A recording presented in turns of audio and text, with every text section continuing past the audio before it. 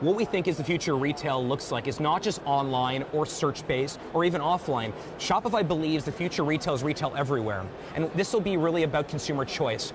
And the brands that we think will do the best in the future, whether they're, more iconic brands that are older like Mattel using Shopify or Gymshark, for example, which is a 10-year-old brand, they really understand that every single surface area, online, offline, social media, search, everywhere in between, those are all possible places to transact and conduct business. And that's what we're doing at Shopify. We're powering commerce everywhere.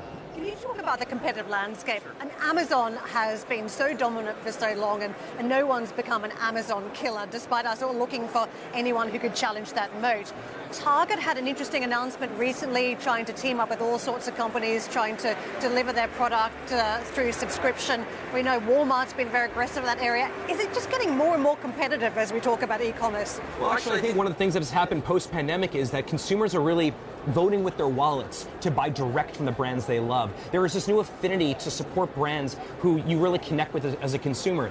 And so while there's always going to be space for the big marketplaces, when you look at where a lot of the transactions are happening, it's happening direct to consumer. And in many ways, direct to consumer kind of used to be a bit of a fad. It's really now steady state, and we're seeing that on Shopify every day. Yeah, and the investors love the D2C model.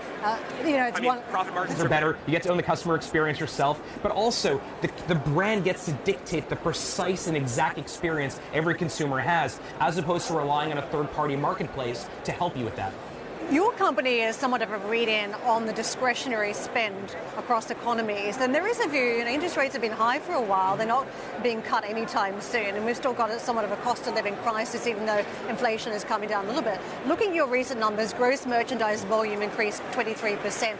Some of this telling us about the endeavours you're doing to add to those numbers, but what are you seeing more broadly in terms of the economy? Is there any sign that consumers are changing their behavior, slowing down a little bit? Yeah. So as you mentioned, in Q1, we saw about $60 billion of GMV go through the platform. That's 23% up year on year. Those are real numbers. Those are big numbers. What we're seeing is that the consumer actually is quite resilient, but they are more particular. So rather than buying from 10 different stores indiscriminately, they're buying from the 3 stores they really, really love. And they're buying very intentionally from those brands directly. And we're fortunate that the brands that consumers love are mostly powered by Shopify.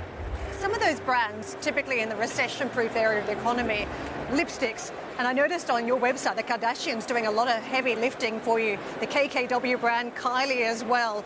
Beauty, does it feel as though that's a slightly more resilient category for you? It's pretty amazing. I mean, one of our largest verticals is apparel, the other one is beauty and cosmetics. So companies, for example, like Kylie Cosmetics or Glossier are all powered by Shopify. But if you look at most of the modern cosmetic brands, generally they're powered by Shopify. That seems to be a category that continues to do really well, along with apparel.